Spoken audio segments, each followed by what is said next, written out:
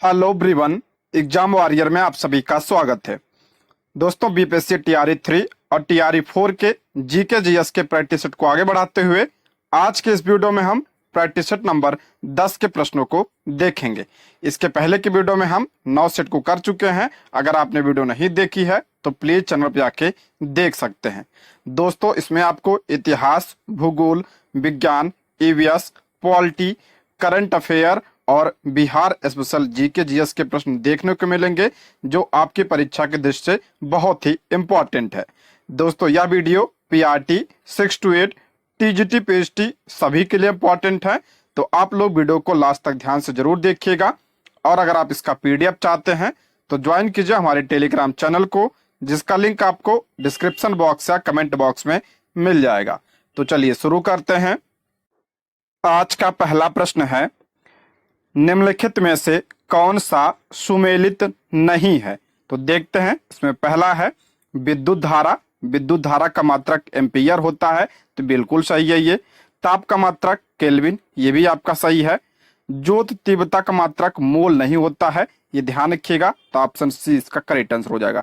मोल किसका मात्रक होता है? तो पदार्थ की मात्रा, पदार्थ की मात्रा का मात्रक होता है आपका मोल। और ज्योत तीव्रता का मात्रक क्या होता है? तो कैंडला, कैंडला ज्योत तीव्रता का मात्रक होता है। ये सब आपका क्या है? मूल राशियां हैं। मूल राशियां कितनी हैं? तो 7 मूल राशियां हैं। मूल राशियां क्या होती हैं? वे भौतिक राशियां जिनको व्यक्त करने के लिए किसी अन्य भौतिक राशियों की आवश्यकता नहीं होती है। ठीक है, मूल राशियां कहलाती हैं। मूल राशियां कितनी हैं? तो 7 मूल राशियां हैं। कौन कौन सी? पहला आपका लंबाई है। लंबाई का मात्रक क्या होता है? मीटर। द्रव्यमान का मात्रक क्या होता है? किलोग्राम। समय का मात्रक सेकंड। विद्युत धारा का मात्रक क्या होता है? एम्पियर। और तापमान का मात्रक क्या होता है? केल्विन। ज्योत तीव्रता का मात्रक कैंडला। और पदार्थ की मात्रा का मात्रक क्या होता है? मोल। ठीक है, इसको ध्यान रखिएगा, इंपॉर्टेंट है। नेक्स्ट बढ़ते हैं। निम्नलिखित में से कौन सा उपकरण वाहन द्वारा तय की गई दूरी मापता है? कौन सा उपकरण वाहन द्वारा तय की गई दूरी मापता है? तो इसका करेक्ट आंसर हो जाएगा option A, odometer. Option A इसका करेक्ट आंसर हो जाएगा। ओडोमीटर से वाहन द्वारा तय की गई दूरी मापी जाती है। ऑप्शन ए इसका करेक्ट आंसर हो जाएगा। कुछ मापक यंत्रों के बारे में देख लेते हैं। ओडोमीटर की बात करते हैं तो ओडोमीटर से क्या नापा जाता है? वाहन द्वारा तय की गई दूरी को मापा जाता है। स्पीडोमीटर, स्पीडोमीटर का प्रयोग वाहनों की चाल मापने के लिए किया जाता है। एक्सीलरोमीटर वाहनों की चाल की वृद्धि दर मापने में किया जाता है। अल्टीमीटर का प्रयोग विमान की ऊंचाई मापने में अल्टीमीटर का प्रयोग किया जाता है। ऑडियोमीटर का प्रयोग तो ध्वनि की तीव्रता मापने में ऑडियोमीटर का प्रयोग किया जाता है। हाइड्रोमीटर मोस्ट इंपॉर्टेंट है। हाइड्रोमीटर का प्रयोग तरल पदार्थ का सापेक्षिक घनत्व मापने में हाइड्रोमीटर का प्रयोग किया जाता है। एक है आपका हाइग्रोमीटर, वो दोनों बहुत इंपॉर्टेंट है। ये आपका हाइड्रोमीटर है और ये क्या है आपका? हाइग्रोमीटर। तो हाइग्रोमीटर से क्या नापते हैं? तो हवा की आर्द्रता मापा जाता है इससे। ठीक है, हाइग्रोमीटर से आर्द्रता मापी जाती है। और एनीमोमीटर से वायु की गति मापी जाती है। फायदोमीटर भी इंपॉर्टेंट है। फायदोमीटर से आपका समुद्र की गहराई मापी जाती है। ठीक है, समुद्र की गहराई किससे मापी जाती है? तो फायदोमीटर से मापी जाती है। ये सब ध्यान रखिए। ठीक है, अगला प्रश्न है, जी का मान अधिकतम कहाँ होता है? स्मॉल जी का मान अधिकतम कहाँ पे होता है? मोस्ट इंपॉर्टेंट है ये प्रश्न। तो इसका करेक्ट आंसर हो जाएगा ऑप्शन बी, ध्रुवों पर जी का मान अधिकतम होता है। अगर हम बात करें भूमध्य रेखा पर, तो भूमध्य रेखा पर जी का मान क्या होता है? आपका न्यूनतम होता है। और पृथ्वी के केंद्र पर जी का मान 0 होता है। इसको भी ध्यान रखिएगा, केंद्र पर क्या होता है? 0 होता है। ध्रुव पर अधिकतम होता है और न्यूनतम कहाँ पे होता है? तो भूमध्य रेखा पर न्यूनतम होता है। इसको समझते हैं हम। किसी निकाय पर पृथ्वी द्वारा लगाए गए आकर्षण बल को गुरुत्वीय खिंचाव या गुरुत्वाकर्षण कहते हैं। गुरुत्वाकर्षण के प्रभाव में किसी निकाय की गति में उत्पन्न त्वरण को गुरुत्वीय त्वरण कहते हैं। इसे जी द्वारा निरूपित किया जाता है। यदि जी गुरुत्वीय त्वरण है तो जी बराबर क्या होता है? तो कैपिटल जी m/r²। ये फार्मूला ध्यान रखिएगा, इंपॉर्टेंट है ये। यहाँ पे कैपिटल G क्या है तो सार्वभौमिक गुरुत्वाकर्षण स्थिरांक है। m क्या है, ये आपका पृथ्वी का द्रव्यमान है, और r क्या है तो पृथ्वी की त्रिज्या है। ठीक है, देखिए स्मॉल जी यानी गुरुत्वीय त्वरण, तो जी बराबर आपका G_me/r²। me मतलब आपका अर्थ का मास, ठीक है, तो G_me/r²। यहाँ से क्या निकल के आता है तो G व्युत्क्रमानुपाती r²। ये ध्यान रखिएगा, यानी जो आपका G होता है, r क्या पे त्रिज्या, तो G होता है ये आपका त्रिज्या के क्या होती है व्युत्क्रमानुपाती होता है। यानी यदि आपका त्रिज्या अधिक होगा, त्रिज्या अधिक होगा तो G का मान क्या होगा तो G का मान कम होगा। त्रिज्या अधिक होगी तो G का मान कम होगा, क्योंकि उल्टा संबंध है।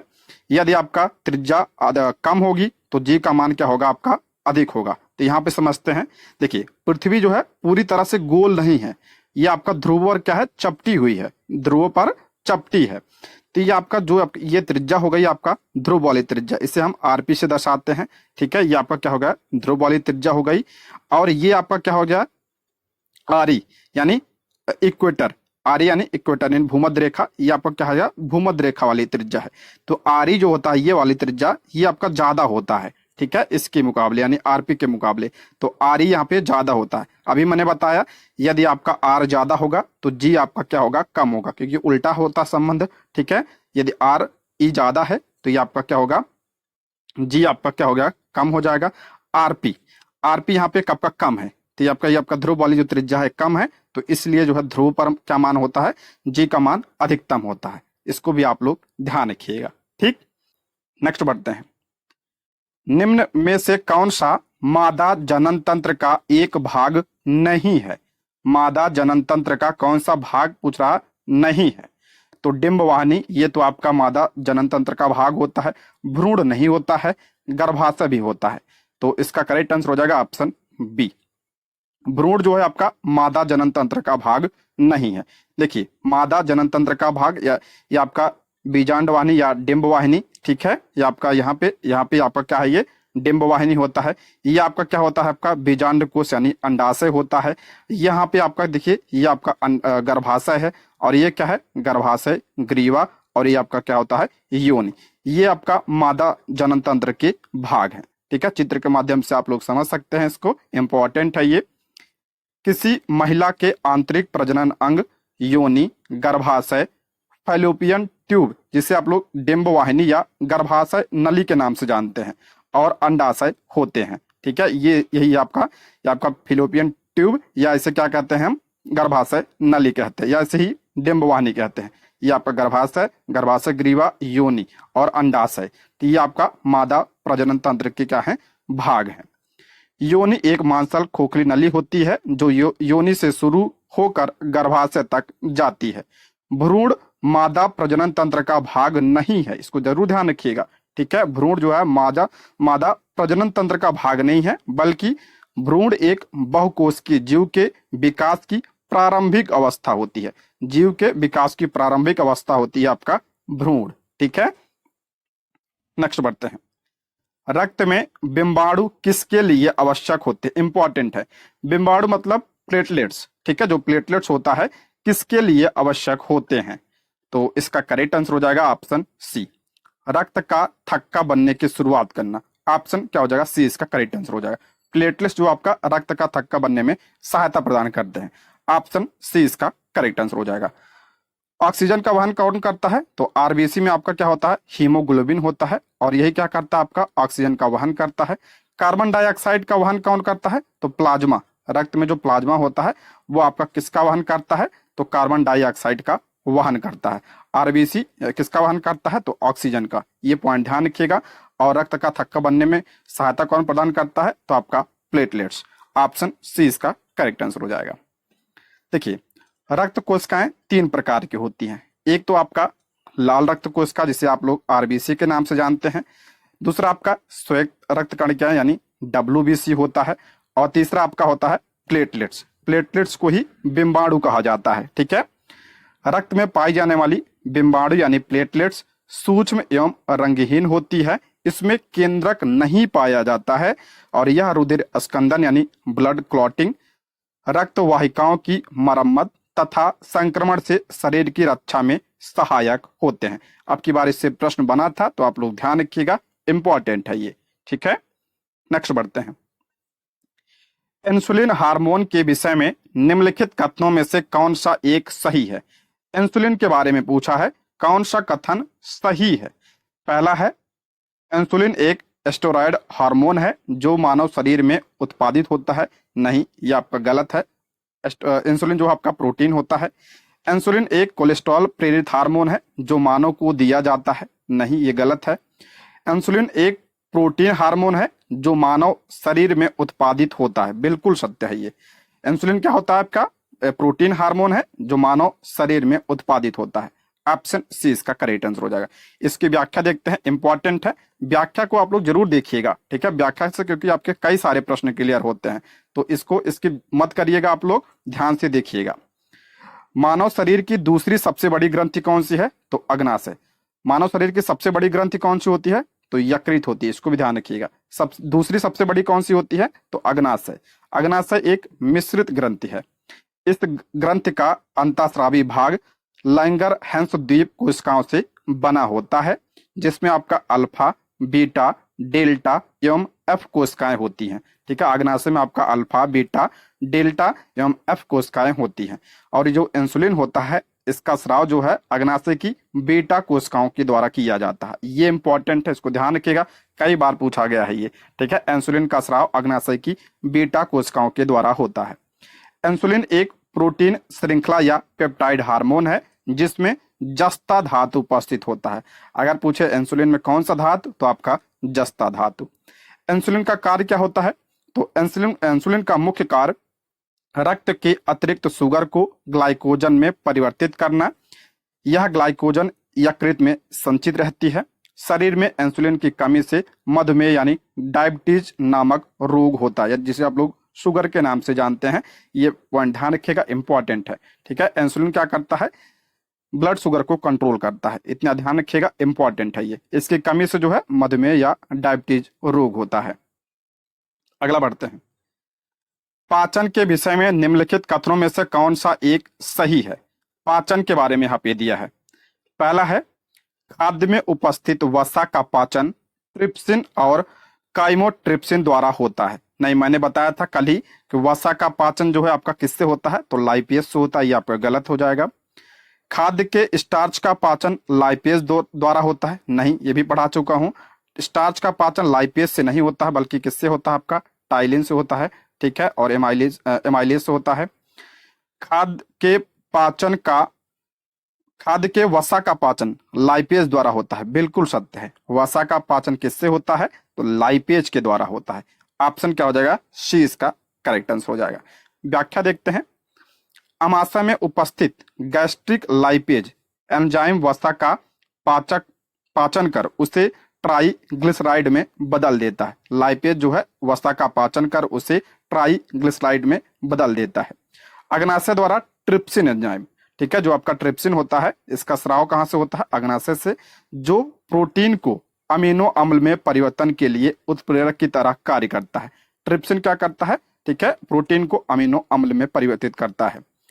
लार में आपका जो टाइलिन होता है, टाइलिन नामक एंजाइम होता है जो भोजन के स्टार्च को डाइसैकेराइड माल्टोज में तोड़ देता है। ठीक है, इंपॉर्टेंट है सारे ये। ठीक है, तीनों इंपॉर्टेंट है, पूछा जाता है ये। ठीक है, ये पूछा भी गया, बीपीएससी टीआरई 1 में पूछा गया था ये वाला। ठीक, आगे बढ़ते हैं। मेलानिन प्राकृतिक रंजक है जो मानव त्वचा, बालों और आंख की पुतली को रंग प्रदान करता है। तो यह निम्न में से किसके विरुद्ध सुरक्षा प्रदान करता है? जो आपका मेलानिन होता है, ये आपका क्या है? प्राकृतिक रंजक होता है। यानी जो आपका ये त्वचा का रंग होता है, बालों का रंग होता है, आंख का रंग होता है, ये आपका ये प्रदान करता है मेलानिन। ठीक है, पूछ रहा है तो यह निम्न में से किसके विरुद्ध सुरक्षा प्रदान करता है? तो ये आपका परावैंगनी विकिरण से सुरक्षा प्रदान करता है। इंपॉर्टेंट है ये। ऑप्शन ए इसका करेक्ट आंसर हो जाएगा, परावैंगनी किरण से। मेलानिन एक वर्णक होता है जो आपका त्वचा, आंख, बाल, केंद्रिका, तंत्रिका तंत्र आदि में पाया जाता है एवं इसके रंग को निर्धारित करता है। मेलानिन जितना अधिक होता है, आंख, बाल, त्वचा आदि का रंग उतना क्या होता है? गहरा होता है, ठीक है, मेलानिन पर निर्भर करता है ये। या सूर्य से आने वाली परावैंगनी किरणों से सुरक्षा प्रदान करने में सहायक होता है, ठीक है, इसको भी ध्यान रखिएगा। दोस्तों, यदि आप हमारे चैनल पर नए हैं तो प्लीज चैनल को सब्सक्राइब करें, और अगर आपको वीडियो पसंद आती है तो लाइक, शेयर और कमेंट करें, और कोई सुझाव हो तो कमेंट बॉक्स में आप लोग जरूर बताइएगा, ठीक है, कमेंट जरूर करिए। अगला प्रश्न देखते हैं, निम्नलिखित में से कौन सा शारीरिक अंग श्वसन क्रिया में भाग नहीं लेता है? कौन सा अंग जो है श्वसन क्रिया में भाग नहीं लेता है? पहला आपका श्वसनी, ये तो भाग लेता है। बोमन संपुट, नहीं, ये भाग नहीं लेता है। ये आपका किसका भाग होता है? बोमन संपुट, ये आपका उत्सर्जन तंत्र का भाग होता है। और डायाफ्राम की बात करते हैं तो ये भी आपका श्वसन में भाग लेता है। तो इसमें कौन सा भाग नहीं लेता है? तो ऑप्शन बी इसका करेक्ट आंसर हो जाएगा। ऑप्शन बी इसका राइट आंसर हो जाएगा। मनुष्य का श्वसन तंत्र निम्नलिखित अंगों से मिलकर बना होता है: नाक, ग्रसनी, स्वर यंत्र, श्वास नली, फेफड़े। इसके अतिरिक्त ब्रोंकी एवं ब्रोंकीओल्स, डायाफ्राम, इंटरकोस्टल पेशियां भी श्वसन में सहायता प्रदान करती हैं। बोमन संपुट है, ये आपका किसका भाग होता है? ये आपका उत्सर्जन तंत्र का भाग होता है, ठीक है, इंपॉर्टेंट है ये। नेक्स्ट बढ़ते हैं। मसूड़ों से खून आना, दांतों का गिरना, अस्थियों का भंगुर होना और घाव भरने में देरी निम्नलिखित में से कौन से विटामिन की कमी के कारण होता है? मसूड़ों में खून आना, दांतों का गिरना, अस्थियों का भंगुर होना और घाव भरने में देरी निम्नलिखित में से किस विटामिन के कमी के कारण होता है? तो ऑप्शन ए इसका करेक्ट आंसर हो जाएगा, विटामिन सी की कमी के कारण। ऑप्शन क्या हो जाएगा? ए इसका राइट आंसर हो जाएगा। विटामिन सी जल में घुलनशील होता है, मोस्ट इंपॉर्टेंट यही ध्यान रखिएगा। विटामिन सी जो होता है ये आपका किस में घुलनशील होता है? जल में घुलनशील होता है। विटामिन बी और सी किस में घुलनशील होता है? जल में। बाकी जो विटामिन होते हैं वो वसा में घुलनशील होते हैं। जो आपका विटामिन सी होता है ये नींबू वंश के खट्टे फलों, आंवला, टमाटर, पपीता, आलू, अमरूद, ब्रोकली, कीवी आदि में पाया जाता है। यह चर्म को स्वस्थ रखने यानी त्वचा, कोलेजन तंतुओं के निर्माण, दांतों के डेंटिन के निर्माण आदि में उपयोगी होता है। शरीर में इसकी कमी से स्कर्वी रोग होता है। इसकी कमी से मसूड़ों में रक्तस्राव, दांतों का गिरना, घाव भरने में देरी आदि लक्षण दिखाई देते हैं। इंपॉर्टेंट है, विटामिन सी का रासायनिक नाम क्या होता है? तो एस्कॉर्बिक अम्ल जो है इसका रासायनिक नाम होता है, एस्कॉर्बिक अम्ल। और दूध में नहीं पाया जाता है, ये ध्यान रखिए। पूछा जाता है कौन सा विटामिन दूध में नहीं पाया जाता है, तो विटामिन सी जो है दूध में नहीं पाया जाता है। एक पॉइंट और ध्यान रखिएगा, गर्म करने पर तो ये आपका क्या हो जाता है? नष्ट हो जाता है। यानी जब खाना बनाते हैं तो विटामिन सी की वजह, गर्मी की वजह से विटामिन सी नष्ट हो जाता है। इसको भी आप लोग ध्यान रखिएगा। अगला है, निम्नलिखित में से कौन सा विटामिन हमारे शरीर में संश्लेषित होता है? कौन सा विटामिन हमारे शरीर में संश्लेषित होता है? यानी संश्लेषित मतलब समझिए कि किसका निर्माण हमारी जो है बॉडी में होता है। तो हो जाएगा ऑप्शन सी इसका करेक्ट आंसर हो जाएगा, विटामिन डी। ऑप्शन सी इसका करेक्ट आंसर हो जाएगा। देखते हैं इसके बारे में। विटामिन जटिल कार्बनिक यौगिक होते हैं जो शरीर की उपापचयी अभिक्रियाओं में उत्प्रेरक की क्रियाओं को नियंत्रित करते हैं। इन्हें सहायक आहार भी कहा जाता है। विटामिन मानव शरीर द्वारा संश्लेषित नहीं किया जाता है, ये ध्यान रखिएगा। विटामिन जो है मानव शरीर द्वारा संश्लेषित नहीं किया जाता है, इसे हम बाहर से लेते हैं, ठीक है। विटामिन के तथा विटामिन डी क्या है? इसके अपवाद है। विटामिन के और विटामिन डी का जो है निर्माण हमारे शरीर में होता है। त्वचा में संश्लेषित रहने वाले विटामिन डी की कमी से रिकेट्स रोग होता है। इसमें अस्थियां मुलायम होकर सिकुड़ने लगती हैं। विटामिन डी की कमी से कौन सा रोग होता है? तो रिकेट्स रोग होता है, ठीक है। इसको भी आप लोग ध्यान रखिएगा। अगला है, निम्नलिखित में से कौन सा एक फलों को पकाने में प्रयुक्त होता है जबकि इससे हमारे लिए बहुत हानिकारक माना जाता है? मोस्ट इंपॉर्टेंट प्रश्न है ये। सब प्रश्न मैंने एनसीईआरटी से लिया है, ठीक है। तो सारे प्रश्न आपके लिए बहुत ही इंपॉर्टेंट है। निम्नलिखित में से कौन सा फलों को पकाने में प्रयुक्त होता है जबकि हमारे लिए क्या होता है? ये हानिकारक माना जाता है। तो कौन सा हो जाएगा? तो आपका कैल्शियम कार्बाइड। ऑप्शन ए इसका राइट आंसर है, कैल्शियम कार्बाइड। इसके बारे में देखते हैं। हरे फलों को कृत्रिम रूप से पकाने के लिए कैल्शियम कार्बाइड का प्रयोग किया जाता है। कैल्शियम कार्बाइड में फास्फोरस और आर्सेनिक पाया जाता है। कैल्शियम कार्बाइड वातावरण की नमी के साथ क्रिया कर एसिटिलीन गैस बनाता है। ठीक है, इंपॉर्टेंट है, कभी कभी सिर्फ एसिटिलीन ही दिया होता है। ठीक है, कि फलों को पकाने में कौन सहायक होता है, तो एसिटिलीन। ठीक है, यही जो आपका कैल्शियम कार्बाइड होता है, जब ये वातावरण की नमी के साथ क्रिया करता है तो एसिटिलीन गैस बनाता है, जिससे फल क्या होता है, पक जाता है। यह मानव शरीर के लिए हानिकारक होता है। ठीक है, इंपॉर्टेंट है ये। अगला है, निम्नलिखित में से कौन मांसाहारी पौधों के उदाहरण है। इंपॉर्टेंट है, निम्नलिखित में से कौन मांसाहारी पौधों के उदाहरण है।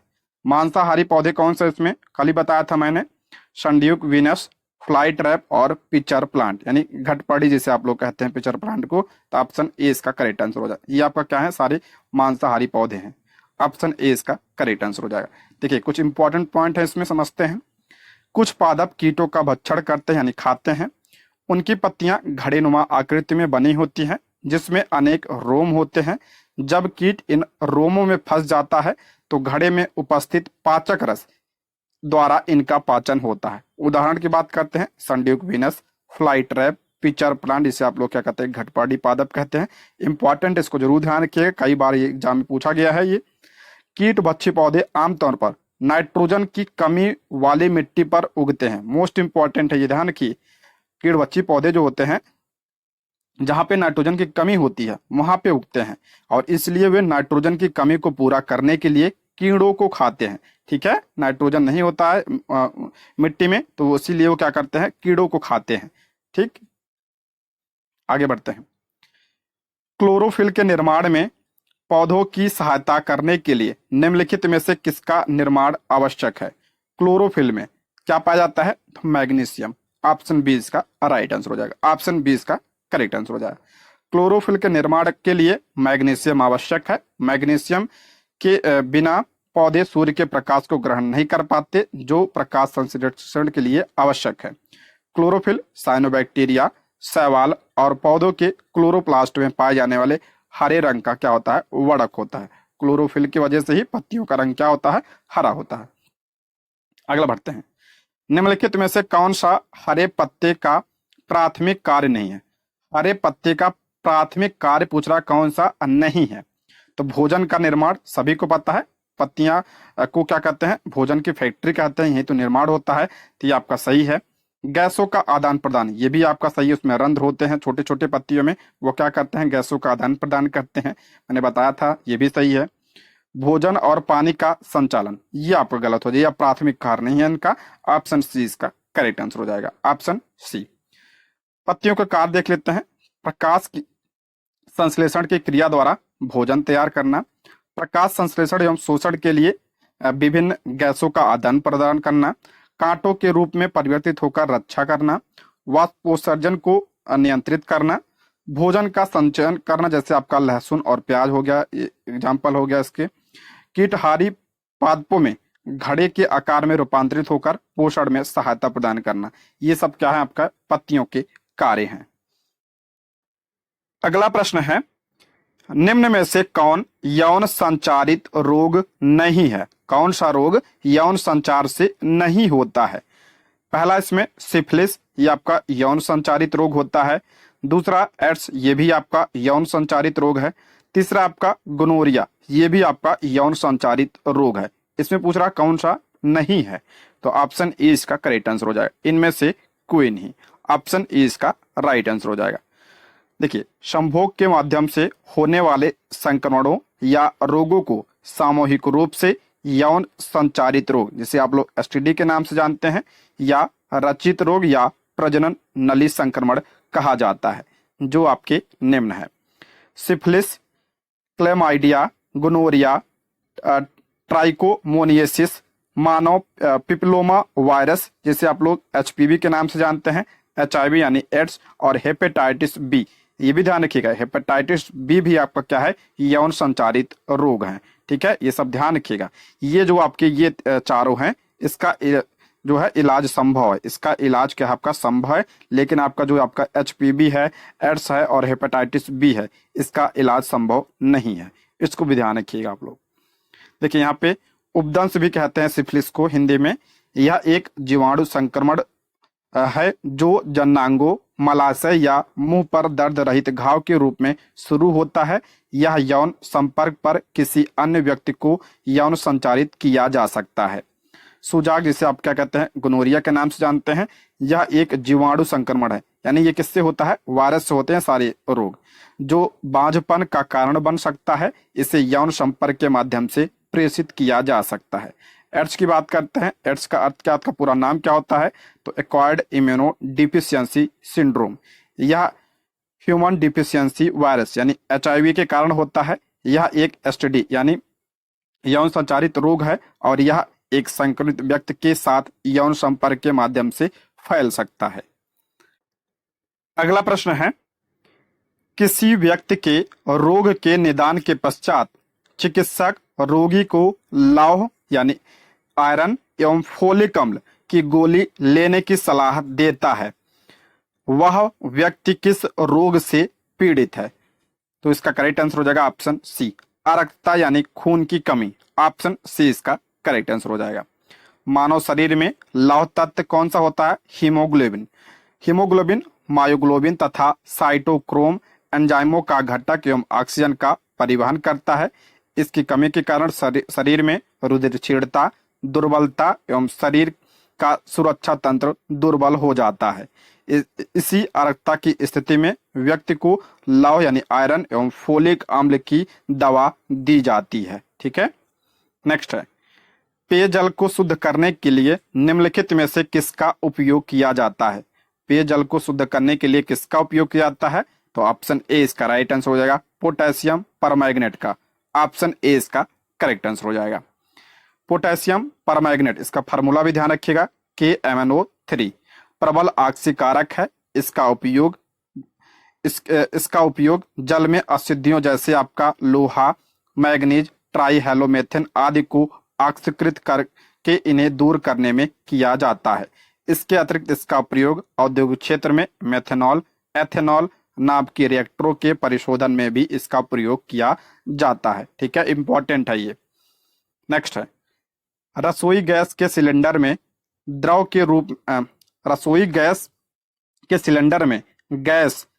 के रूप में रहती है। जो आपका सिलेंडर होता है उसमें जो गैस होती है किस रूप में रहती है? तो द्रव अवस्था में रहती है।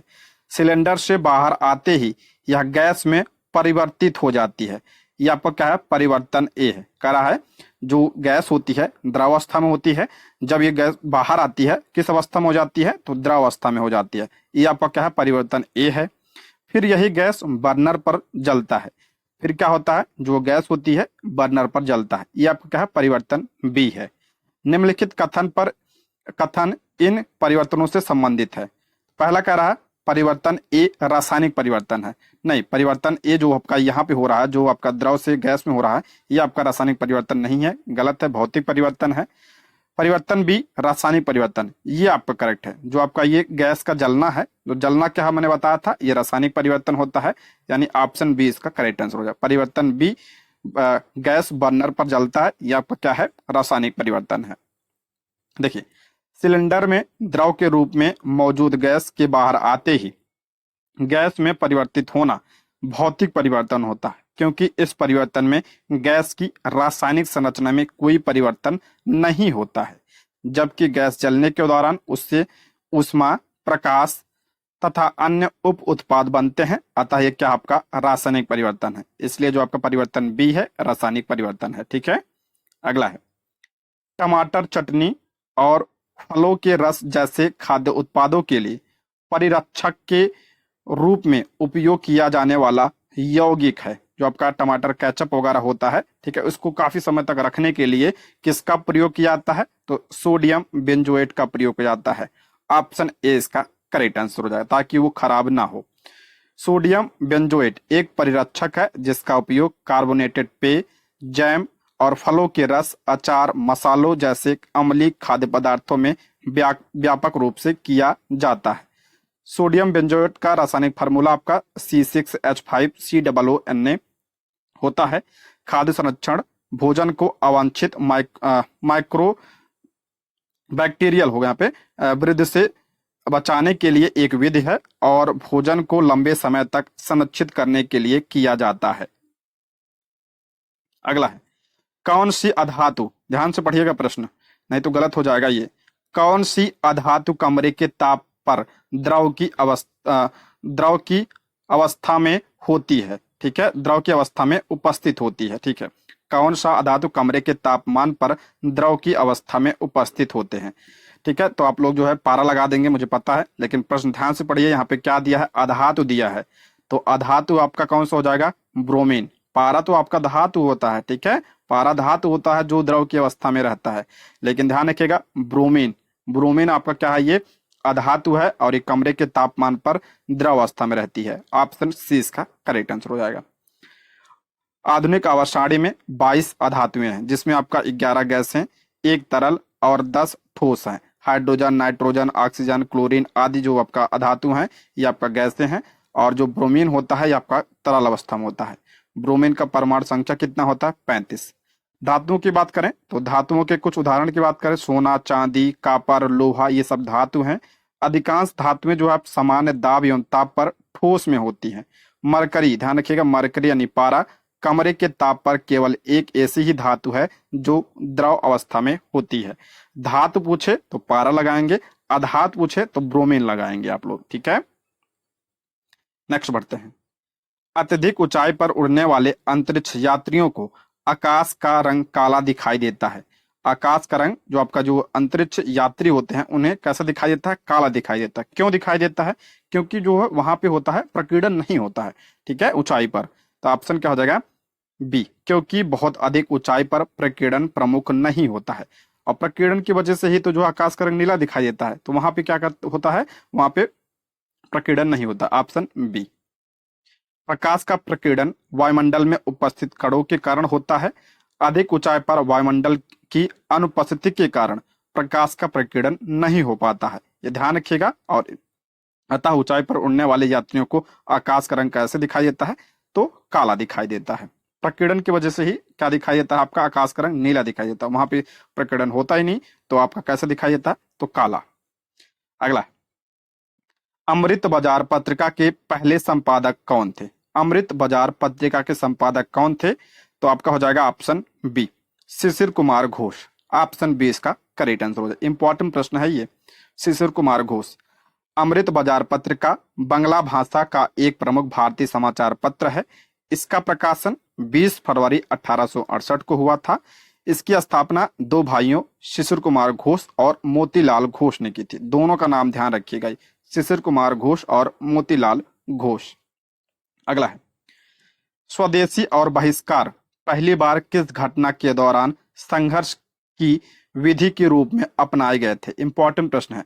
स्वदेशी और बहिष्कार पहली बार किस घटना के दौरान संघर्ष की विधि के रूप में अपनाए गए थे? ये पहली बार अपनाया गया था बंगाल विभाजन के विरुद्ध जो आपका स्वदेशी आंदोलन हुआ था उसमें। ऑप्शन ए इसका करेक्ट आंसर हो जाएगा, ऑप्शन ए।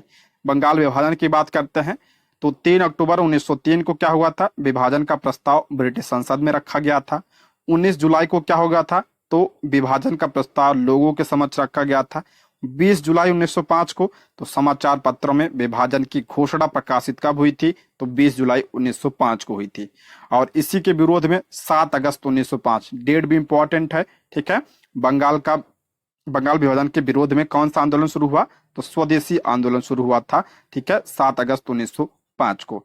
अच्छा, बात करते हैं घोषणा कब हुई बंगाल विभाजन की? 20 तारीख को। और ये लागू कब होने वाला था? तो 16 अक्टूबर 1905 को यह क्या हुआ? लागू हुआ 16 अक्टूबर 1905 को। 16 अक्टूबर को जो है राखी दिवस किसके सुझाव पर? तो रविन्द्रनाथ टैगोर के सुझाव पर राखी दिवस मनाया गया। और एकता दिखाने के लिए पूर्वी और पश्चिमी बंगाल के लोगों ने एक दूसरे की कलाई पर राखी बांधी थी। और 16 अक्टूबर को जो है शोक दिवस भी मनाया गया था। किसके सुझाव पर? तो रामेंद्र सुंदर त्रिवेदी के सुझाव पर शोक दिवस मनाया गया था।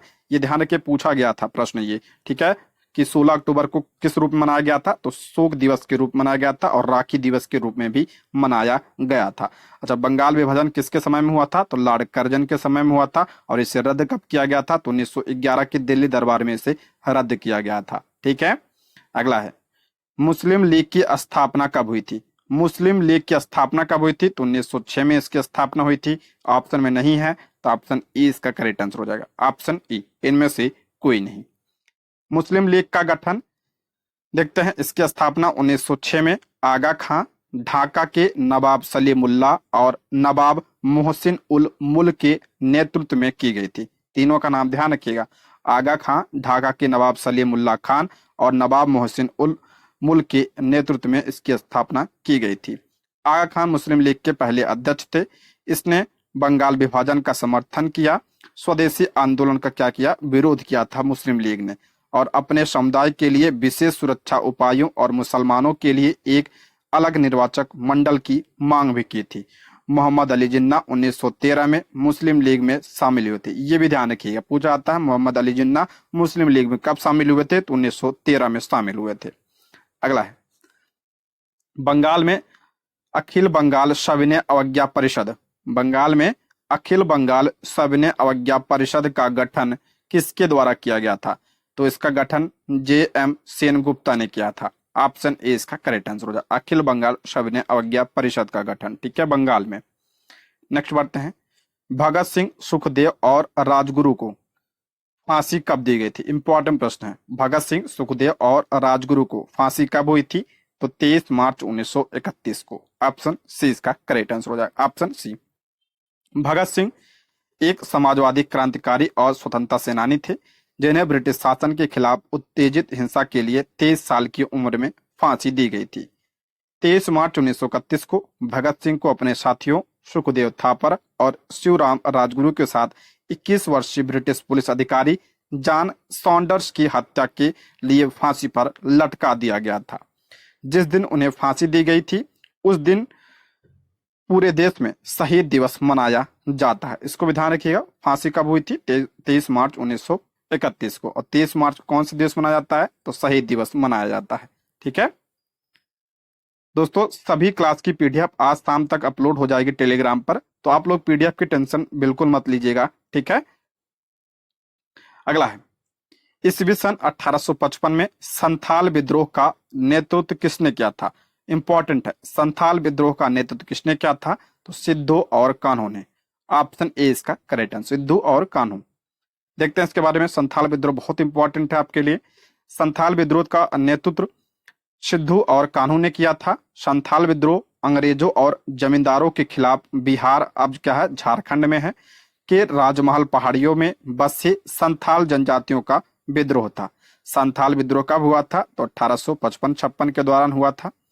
भारत में अत्याचारी ब्रिटिश राजस्व प्रणाली, सूदखोरी प्रथा और जमींदारी व्यवस्था ने संथाल लोगों को परेशान कर दिया, और दो संथाल भाइयों सिद्धू और कान्हू मुर्मू ने 10,000 संथालों को संगठित किया और अंग्रेजों के खिलाफ विद्रोह की घोषणा की। संथाल भारत में आपका झारखंड, पश्चिम बंगाल और उड़ीसा में पाए जाने वाले जो क्या है आदिवासी समूह है संथाल, ठीक है। ये ध्यान रखें, संथाल विद्रोह 1855-56 में हुआ था। इसका नेतृत्व किसने किया था? तो सिद्धू और कान्हू ने। अगला प्रश्न है, भारत में पहली बार पृथक निर्वाचक मंडल की शुरुआत किसके द्वारा की गई थी? मोस्ट इंपॉर्टेंट है, पृथक निर्वाचक मंडल की शुरुआत किसके द्वारा की गई थी? तो ऑप्शन बी इसका राइट आंसर हो जाएगा, भारतीय परिषद अधिनियम 1909 के द्वारा। ऑप्शन बी इसका करेक्ट आंसर हो जाएगा।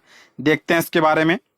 भारतीय परिषद अधिनियम 1909 ब्रिटिश संसद का एक अधिनियम था, जिसने विधान परिषदों में कुछ सुधारों की शुरुआत की और ब्रिटिश भारत के शासन में भारतीयों की भागीदारी को बढ़ाया। तो सीमित भागीदारी को ध्यान रखिएगा।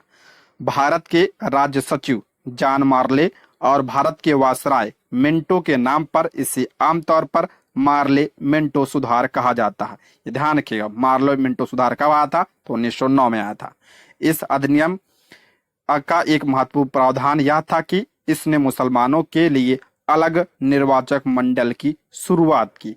कुछ निर्वाचन क्षेत्रों को मुसलमानों के लिए निर्धारित किया गया था और केवल मुसलमान ही अपने प्रतिनिधियों को वोट दे सकते थे। मोस्ट इंपॉर्टेंट है 1909, ठीक है।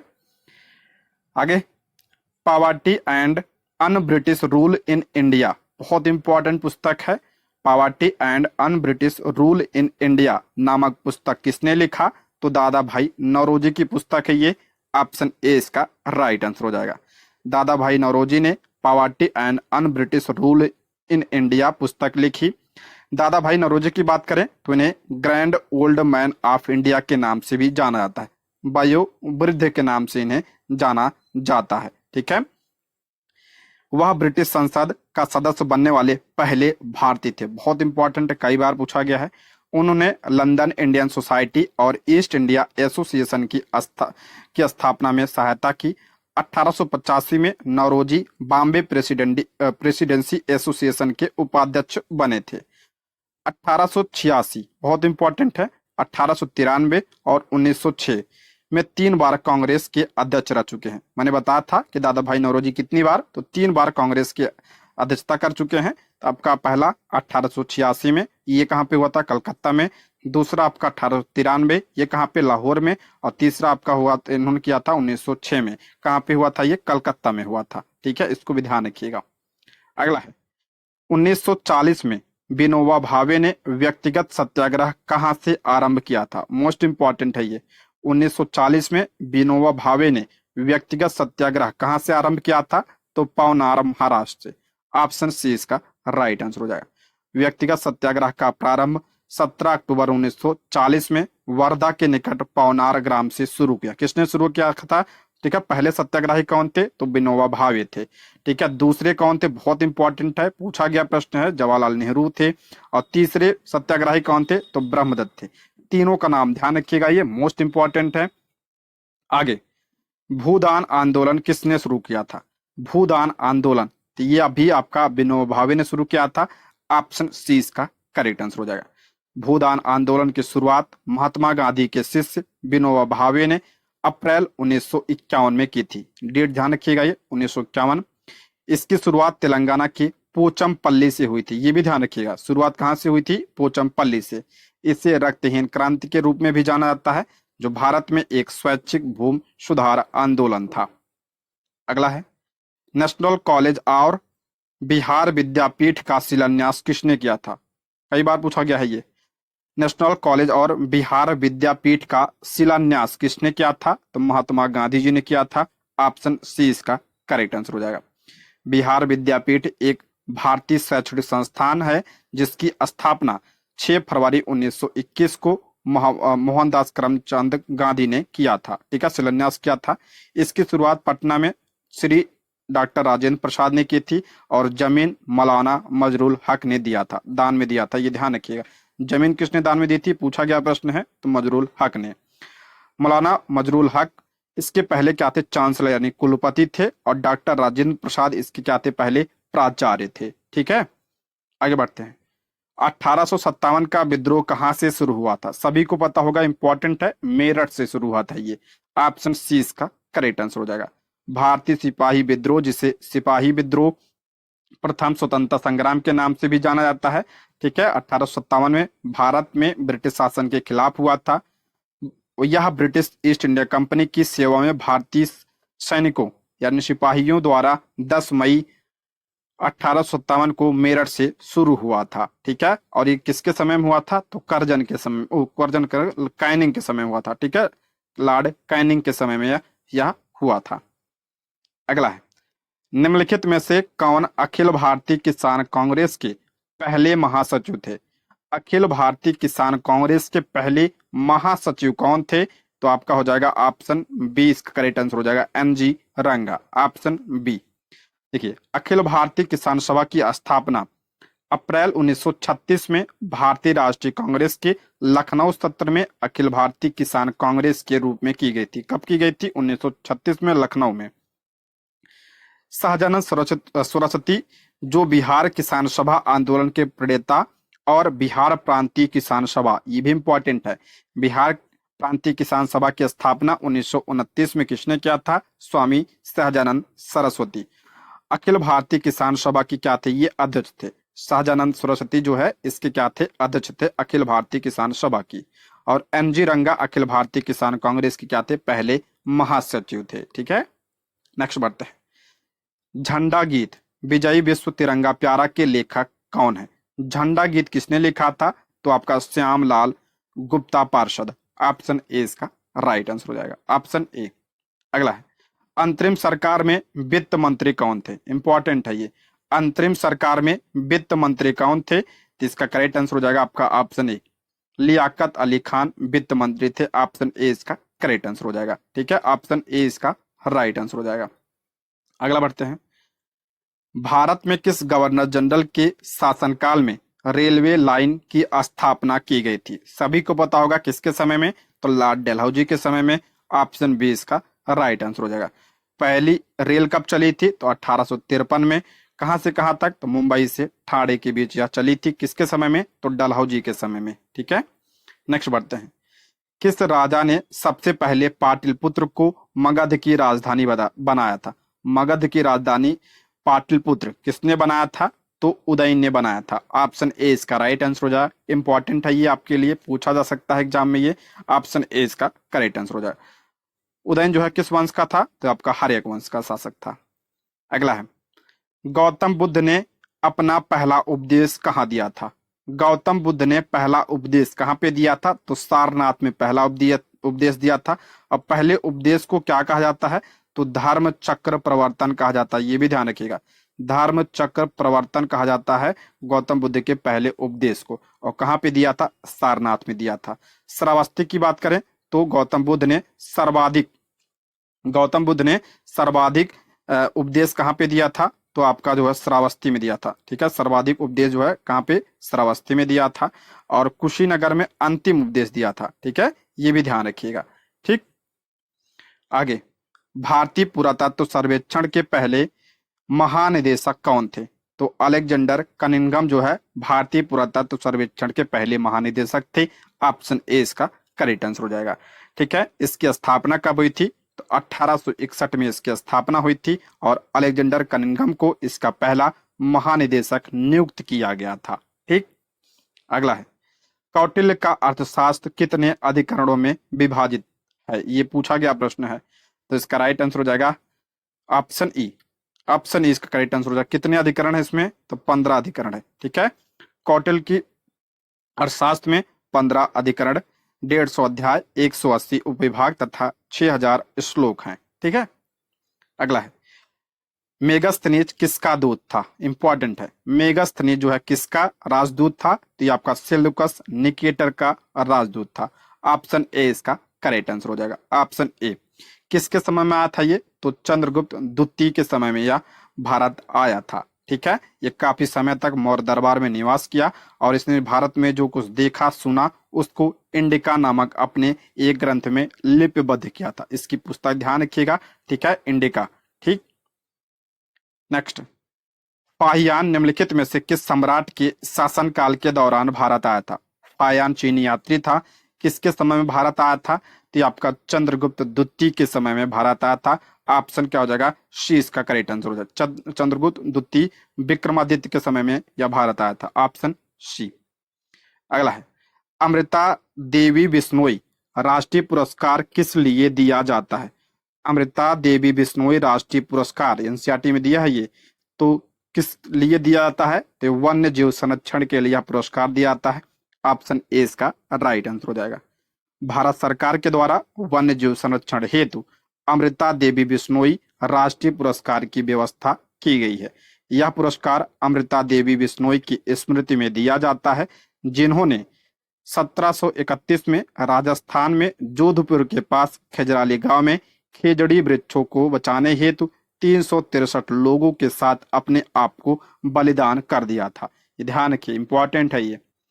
अगला है, पेट्रोल तथा डीजल आधारित वाहनों से विभिन्न प्रकार की प्रदूषक गैसें निकलती हैं, इनमें से कौन सी गैस मुख्य है? पेट्रोल तथा डीजल के दहन से कौन सी गैसें निकलती हैं? तो कार्बन डाइऑक्साइड तो निकलती ही है, कार्बन मोनोऑक्साइड भी निकलती है अपूर्ण दहन से, नाइट्रोजन के ऑक्साइड भी निकलते हैं, यानी क्या हो जाएगा? ऑप्शन डी, उपयुक्त में से एक से अधिक, ऑप्शन डी। पेट्रोल तथा डीजल जैसे जीवाश्म ईंधन के दहन से कार्बन तथा नाइट्रोजन के ऑक्साइड बनते हैं, जबकि इनके अपूर्ण दहन से, मोस्ट इंपॉर्टेंट है, पूछा जाता है पेट्रोल तथा डीजल के अपूर्ण दहन से कौन सी गैस निकलती है? तो कार्बन मोनोऑक्साइड निकलती है। और ये जो कार्बन मोनोऑक्साइड होती है ये अत्यधिक विषैली गैस है, या रुधिर के ऑक्सीजन का वहन की क्षमता क्या करती है, घटा देती है। ये हीमोग्लोबिन के साथ क्रिया कर लेती है। ठीक है, ये ध्यान रखिए, इंपॉर्टेंट है। जिसका मानव शरीर पर गंभीर दुष्प्रभाव पड़ता है, बहुत घातक होती है गैस। अगला है, एक मनुष्य के जीवन को पूर्ण रूप से धारणी करने के लिए आवश्यक न्यूनतम भूमि को क्या कहते हैं? एक मनुष्य के जीवन के लिए जीवन को पूर्ण रूप से धारणी करने के लिए आवश्यक न्यूनतम भूमि को क्या कहते हैं? तो पारिस्थितिकी पदछाप कहा जाता है। ऑप्शन ए इसका राइट आंसर हो जाएगा। पारिस्थितिकी घटकों की वह आवश्यक मात्रा जो मनुष्य को उसकी जीवन शैली को सुचारू रूप से चलाने के लिए आवश्यक होती है, पारिस्थितिकी पदछाप कहलाती है। अगला है, सूक्ष्म जीवों तथा कार्बनिक पदार्थों को तोड़ने की प्रक्रिया क्या कहलाती है? इंपॉर्टेंट है, सभी को पता होगा, कई बार बता चुका हूं। तो ये प्रक्रिया आपका अपघटन, ऑप्शन सी इसका करेक्ट आंसर हो जाएगा। निम्नलिखित में से कौन संसाधनों में सतत उपयोग की विधि नहीं है? संसाधनों में सतत उपयोग की विधि नहीं है, ये भी बता चुका हूं। पुनर्चक्रण आपका विधि है इसकी, तो संसाधन की जो इसका जिसका प्रयोग कर सके हैं बाद। अगला है पुनः उपयोग, ये भी आपका है। खनन नहीं है ये आपका, ठीक है, ऑप्शन सी इसका करेक्ट आंसर हो जाएगा, खनन। अगला है, निम्नलिखित में से कौन सा बायोडिग्रेडेबल कचरे का उदाहरण है? बायोडिग्रेडेबल कचरे का कौन सा उदाहरण है? ऑप्शन सी इसका करेक्ट आंसर हो जाएगा, भोजन के अपशिष्ट, ऑप्शन सी इसका करेक्ट आंसर हो जाएगा। ठीक है, अगला है, पर्यावरण के सजीव और निर्जीव घटकों के बीच परस्पर क्रिया के अध्ययन को क्या कहा जाता है? पर्यावरण के सजीव और निर्जीव घटकों के बीच परस्पर क्रिया के अध्ययन को क्या कहते हैं? उसे पारिस्थितिकी कहा जाता है। ऑप्शन ए इसका राइट आंसर हो जाएगा। नाइट्रेट को नाइट्रोजन में बदलने की प्रक्रिया क्या कहलाती है? तो नाइट्रेट को नाइट्रोजन में बदलने की प्रक्रिया आपका विनाइट्रीकरण कहलाती है, ऑप्शन सी। अगला है, खाद्य श्रृंखला में केवल 3 या 4 चरण होने का कारण क्या है? खाद्य श्रृंखला में देखिए, सबसे पहले आपका उत्पादक होता है, उसके बाद आपका प्राथमिक उपभोक्ता होता है, द्वितीयक होता है, ठीक है, आपका तृतीयक होता है, ठीक है, यही आपका ज्यादा से ज्यादा चतुर्थ होता है, 4 ही तक आपका जाता है, ये उसके बाद नहीं जाता है। वही कह रहा है, खाद्य श्रृंखला में केवल 3 या 4 ही चरण होने का कारण क्या है? तो आपका क्या होता है, खाद्य श्रृंखला के चरण के बाद लगभग बहुत कम या कोई उपयोगी ऊर्जा नहीं बचती है। मैंने बताया था कि जो आपका 10% का नियम क्या होता है, आपका पहले आपका मान लीजिए 100 है ऊर्जा आपका उत्पादक में, आपका जो आपका उत्पाद पेड़ पौधे में 100 आपका मान लेते हैं कि आपका ऊर्जा है। फिर उसके बाद अगले में कितना जाएगा? तो आपका अगले में आपका 10 जाएगा, यही आपका क्या है 10% नियम है। उसके अगले में आपका क्या जाएगा? 1 जाएगा। उसके अगले में आपका ऐसा कम होता चला जाएगा, तो यानी 10% होता कम होता चला जाएगा। तो बाद में क्या होता है, एनर्जी नहीं बचती, यानी ऊर्जा नहीं बचती है। इसी वजह से केवल 3 या 4 ही चरण बनता है। तो ऑप्शन क्या हो जाएगा? 20 का करेक्ट आंसर हो जाएगा। अगला है, उस गैस का नाम बताइए जो वायुमंडलीय तापमान बनाए रखने में महत्वपूर्ण है। करा, उस गैस का नाम बताइए जो वायुमंडलीय तापमान बनाए रखने में महत्वपूर्ण है। तो कौन सा है? तो आपका ये आपका कार्बन डाइऑक्साइड, ऑप्शन बी। अगला है, पृथ्वी पर सभी प्रजातियां अपने अपने पर्यावरण के साथ मिलकर सामूहिक रूप से बनाती हैं। तो बायोस्फीयर यानी जीवमंडल, ऑप्शन ए इसका करेक्ट आंसर हो जाएगा। प्रोजेक्ट हाथी कब चलाया गया था? मैंने बताया था प्रोजेक्ट हाथी कब चलाया गया था। तो 1992 में प्रोजेक्ट हाथी चला था। 1973 में आपका कौन सा चला था? प्रोजेक्ट टाइगर चला था। तो इसमें हो जाएगा क्या? इनमें से कोई नहीं, ऑप्शन ई। अगला है, मानव गतिविधि पारिस्थितिकी को कैसे प्रभावित करती है? मानव की गतिविधि पारिस्थितिकी को कैसे प्रभावित करती है? इसके संबंध में निम्नलिखित में से कौन सा कथन गलत है? इसमें पूछ रहा है कैसे प्रभावित करता है, इसमें कौन सा गलत है? पहला आपका भूजल का कम होना, ये तो आपका क्या करता है? प्रभावित करता है। प्रजातियों का लुप्त होना, ये भी प्रभावित करता है। वन क्षेत्रों में कमी, ये भी क्या है? प्रभावित करता है। यानी इसमें जो है ऑप्शन ई इसका करेक्ट आंसर, इसमें गलत कोई नहीं है। तो ऑप्शन क्या हो जाएगा? ई इसका करेक्ट आंसर हो जाएगा। देखिए, मानव गतिविधि पारिस्थितिकी तंत्र को परेशान करती है, जिससे कई नकारात्मक प्रभाव होते हैं, जैसे प्रजातियों का लुप्त होना, भूजल की कमी, वन क्षेत्रों में कमी, और भी बहुत कुछ इसके क्या होते हैं? नुकसान होते हैं। ठीक है, अगला है, किस प्रकार के कार्य से जल स्तर नीचे चला जाता है? किस प्रकार के कार्य से जो जल स्तर होता है नीचे चला जाता है? तो आपका ऑप्शन डी, भूजल का अत्यधिक दोहन। ऑप्शन डी इसका करेक्ट आंसर हो जाएगा। ट्यूबवेलों के माध्यम से पृथ्वी से बड़ी मात्रा में पानी निकालने की प्रथा भूजल का अत्यधिक दोहन कहा जाता है।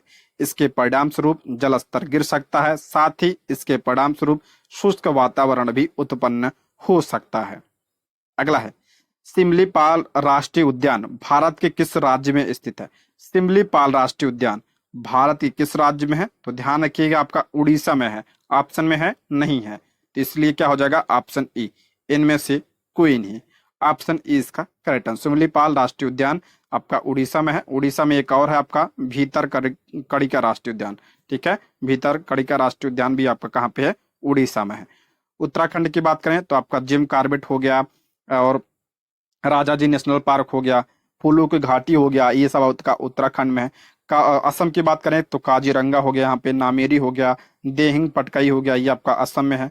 और राजस्थान की बात करें तो आपका सरिस्का राष्ट्रीय उद्यान यहाँ पे है। और कौन सा राष्ट्रीय उद्यान है? यहाँ पे केवलादेव राष्ट्रीय उद्यान है। ये सब कहाँ पे है? तो राजस्थान में। सिमलीपाल पूछा था तो उड़ीसा, इनमें से कोई नहीं, ऑप्शन ई। अगला है, निम्न में से कौन नवीन मोड़दार पर्वत नहीं है? नवीन मोड़दार पर्वत नहीं पूछ रहा है इसमें, तो आल्पस ये तो आपका नवीन है। ठीक है, मोड़दार पर्वत है, एंडीज भी है, रॉकी भी है। ध्यान रखिएगा, हिमालय, एंडीज, रॉकी और आल्पस ये सब क्या है? आपका वलित पर्वत है। और भी नवीन, ऑप्शन क्या हो जाएगा? ई इसका करेक्ट आंसर हो जाएगा। इनमें से कोई नहीं, ऑप्शन ई। वलित मतलब मोड़दार। निम्नलिखित में से किस देश के साथ भारत की अंतर्राष्ट्रीय सीमा नहीं लगती है? किस देश के साथ भारत की अंतर्राष्ट्रीय सीमा नहीं लगती है? तो आपका हो जाएगा श्रीलंका। ऑप्शन ई इसका करेक्ट आंसर हो जाए।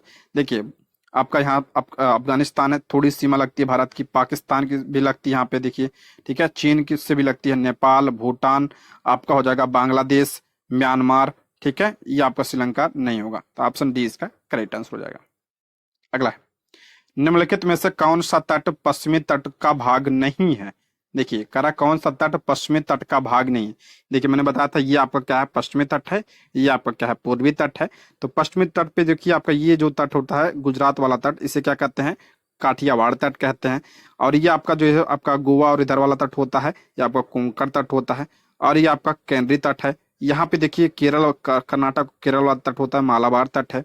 और ये आपका जो तमिलनाडु को तट होता है, कोरोमंडल तट है। ठीक है, ये आपका जो होता है ये आपका उत्तरी सरकार तट है, ये आपका उड़ीसा वाला जो तट है। ठीक है, तो इसमें पश्चिमी घाट पश्चिमी तट का कौन सा नहीं है? तो काठियावाड़ देखिए, काठियावाड़ देखिए यहाँ पे है, ये तो पश्चिमी है। ठीक है, तो है ही है। मालाबार भी देखिए यहाँ पे, यहाँ मालाबार भी है। कोरोमंडल नहीं है, तो कोरोमंडल देखिए तमिलनाडु का तट है ये। तो ऑप्शन क्या हो जाएगा? सी, ये आपका पूर्वी घाट का है। ठीक है, ऑप्शन सी। अगला है, भारतीय वन सर्वेक्षण विभाग का मुख्यालय कहाँ स्थित है? भारतीय वन सर्वेक्षण विभाग का मुख्यालय आपका ये देहरादून में है। ठीक है, और इसकी स्थापना 1 जून 1881 को हुई थी, ये भी ध्यान रखिएगा। अगला है, मैंग्रोव के संबंध में निम्नलिखित में से कौन सा कथन गलत है? बहुत इंपॉर्टेंट है ये। मैंग्रोव के बारे में दिया है इसमें, मैंग्रोव जीरोफाइट्स हैं जो कठोर तट के लिए उपयुक्त हैं। देखिए, जीरोफाइट मतलब होता है आपका मरुभिद्ध पौधे, यानी जो मरुस्थल में होते हैं। ठीक है, मरुभिद्ध पौधे को क्या कहता है? कहा जाता है जीरोफाइट्स कहा जाता है। ठीक है, मरुभिद्ध पौधों को क्या कहते हैं? जीरोफाइट्स कहते हैं। लेकिन ये तो मैंग्रोव आपका जल में होता है, तो ये आपका क्या हो जाएगा? गलत हो जाएगा। ठीक है, इसमें कौन सा कथन गलत पूछ रहा है? ठीक है, ये तो गलत ही है। भारत में गुजरात में मैंग्रोव का प्रतिशत सबसे अधिक है, ये भी गलत है। मैंने बताया था कहाँ पे है सबसे अधिक मैंग्रोव कहाँ पाए जाते हैं? तो आपका पश्चिम बंगाल में। पश्चिम बंगाल में आपका क्या पाए जाते हैं? सबसे अधिक क्या पाए जाते हैं? मैंग्रोव वन पाए जाते हैं, पश्चिम बंगाल। अगला है, भारतीय सुंदर वन मैंग्रोव को रामसर कन्वेंशन के तहत अंतरराष्ट्रीय महत्व की आर्द्रभूमि की उपाधि दी गई थी। ये आपका सही है। जो आपका सुंदरबन मैंग्रोव है, ये आपका क्या है? आर्द्रभूमि भी है ये। तो ये आपका ये गलत हो गया, ये गलत हो गया, ये आपका सही है। इसमें गलत पूछा है, तो इसलिए ऑप्शन डी, उपयुक्त में से एक से अधिक इसका करेक्ट आंसर हो जाएगा। ठीक है, ऑप्शन डी। अगला है, वे नमक सहिष्णु होते हैं, यानी जो आपका मैंग्रोव होते हैं ये नमक सहिष्णु होते हैं, जिन्हें हेलोफाइट्स यानी लौड़ोभिद कहते हैं। ठीक है, ये आपको क्या होते हैं? लवड़ी जल में होते हैं, लवणोभिद्ध होते हैं ये। और कठोर तटीय परिस्थितियों के लिए क्या होते हैं, अनुकूलित होते हैं। भारत में मैंग्रोव आवरण का प्रतिशत पश्चिम बंगाल में सबसे अधिक है। और जो मैंग्रोव वन है आपका क्या है, 27वां रामसर स्थल भी था। जो जो आपका जो लवणोभिद्ध होते हैं इसमें क्या कहते हैं, हेलोफाइट्स कहा जाता है। और जो जीरोफाइट होता है ये आपका जो मरुभिद्ध होते हैं, जो मरुस्थल में होते हैं ये, ठीक है। अगला है, जंगली बकरियों और हिमतुंदिये डैश में पाए जाते हैं। जंगली बकरी और हिमतुंदिये कहाँ पाए जाते हैं, तो हिमालय क्षेत्र में पाए जाते हैं, लद्दाख वगैरह में। तो ऑप्शन ए इसका करेक्ट आंसर हो जाएगा। अगला, निम्नलिखित में से कौन सा कथन असत्य है, यानी गलत पूछ रहा है। पहला है, महाद्वीपीय पर्वती सिलिका एवं एल्युमिनियम से बनी होती है। बिल्कुल सत्य है, जिससे हम लोग क्या कहते हैं, सिलिका या और एल्युमिनियम, जिसे सियाल कहते हैं। सही है ये। महाद्वीपीय पर्वती आपका इससे बनी होती है। महासागरीय पर्वती सिलिका एवं आयरन से बनी होती है, नहीं, ये आपका गलत हो जाएगा। महासागरीय पर्वती सिलिका एवं आयरन से नहीं बनी होती है, गलत है। तीसरा, पृथ्वी के सबसे आंतरिक परत को क्रूड कहते हैं, जो कि मुख्यतः निकेल एवं लोहे से बनी होती है। ये भी सही है, जिसे आप लोग क्या कहते हैं, निफे कहते हैं। तो ये भी सही है। तो आपका गलत पूछा है, तो ऑप्शन बी इसका करेक्ट आंसर हो जाएगा। यहाँ पे देखते हैं, देखिए, महाद्वीपीय पर्वती जो आपका होता है सिलिका एवं एल्युमिनियम से भरपूर खनिज से बनी होती है, इसलिए इसे क्या कहते हैं, सियाल कहते हैं। यानी इसमें क्या होता है, आपका एसआई से आपका सिलिका हो गया, एल से आपका क्या हो गया, एल्युमिनियम हो गया। जबकि जो महासागरीय पर्वती होता है इससे क्या कहते हैं, इसे सीमा कहते हैं। इसमें सिलिका और मैग्नीशियम की अधिकता होती है, इसलिए सीमा कहते हैं। और जो आपका सबसे नीचे होता है उसे क्या कहते हैं, क्रूड कहते हैं। और ये आपका निफे होता है, यानी निकिल और लोहे यानी Fe से बना होता है, इसीलिए इसे निफे कहा जाता है। ठीक है। अगला है, द्रवित मैग्मा ठंडा होने और ठोस होने पर निम्नलिखित में से कौन सी चट्टान बनाती है। बहुत इंपॉर्टेंट है ये। द्रवित मैग्मा ठंडा होने और ठोस होने पर निम्नलिखित में से कौन सा चट्टान बनाती है, तो आग्नेय चट्टान बनता है इससे। ठीक है, ऑप्शन सी इसका करेक्ट आंसर हो जाए। मैग्मा से द्रवित मैग्मा ठंडा होकर ठोस हो जाता है, तब इस प्रकार बने शैल को आग्नेय शैल कहते हैं। इन्हें प्राथमिक शैल भी कहा जाता है। ये दो प्रकार की होती है, एक अंतर्भेदी शैल होती है और एक आपका बहिर्भेदी शैल होती है। देखिए, जब ये जो मैग्मा होता है जब बाहर आकर जम जाता है, जब ये क्या करता है, ज्वालामुखी जो मैग्मा होता है ये बाहर आके क्या होता है, जम जाता है। तो ऐसे में जो शैल बनती है उसे बहिर्भेदी कहते हैं। लेकिन जो है मैग्मा जब बाहर नहीं निकलता, अंदर ही क्या करता है, ठंडा हो जाता है, तो इसे क्या कहते हैं, अंतर्भेदी आग्नेय शैल कहा जाता है। ठीक है।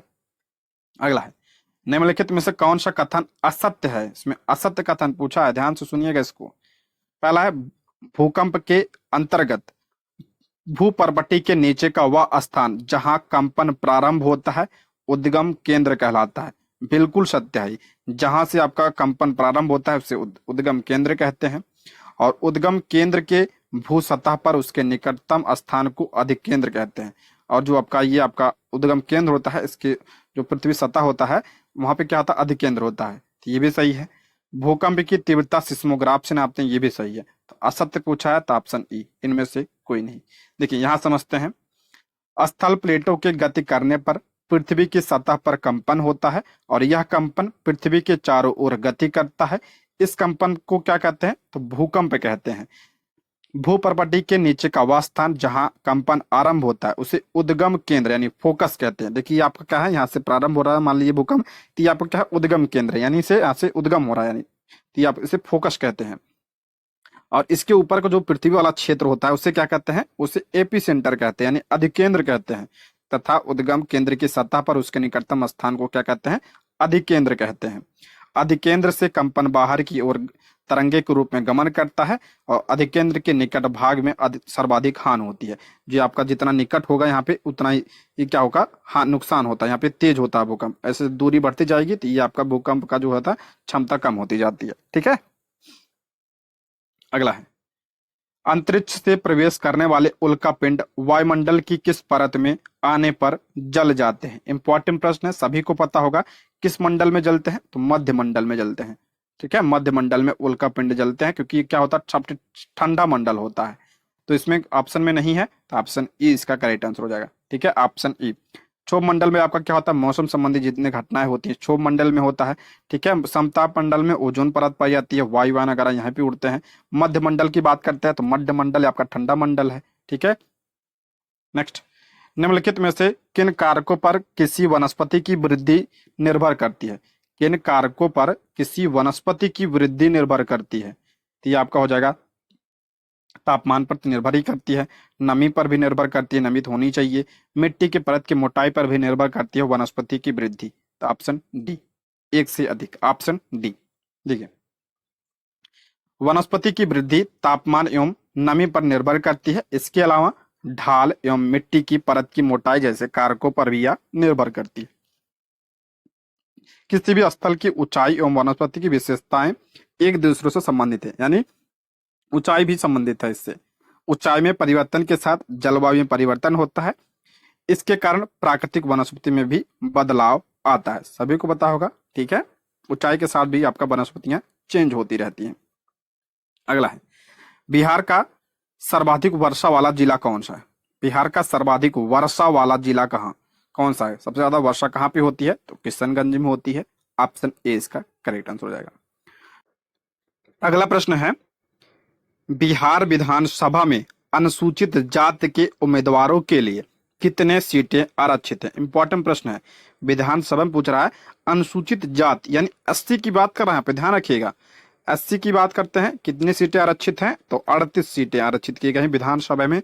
ऑप्शन ए इसका करेक्ट आंसर हो जाएगा। बिहार राज्य में विधानसभा निर्वाचन क्षेत्रों की कुल संख्या और परिसीमन अधिनियम 2002 के तहत परिसीमन आयोग द्वारा निर्धारित अनुसूचित जाति और अनुसूचित जनजाति के लिए आरक्षित सीटें कितनी है? 40 हैं। देखिए, विधानसभा की टोटल सीटें कितनी है? 243। इसमें एससी और एसटी के लिए कितनी सीटें आरक्षित हैं? 40। अगर हम बात करते हैं एससी के लिए कितना है? एससी के लिए 38 है और एसटी के लिए 2 है।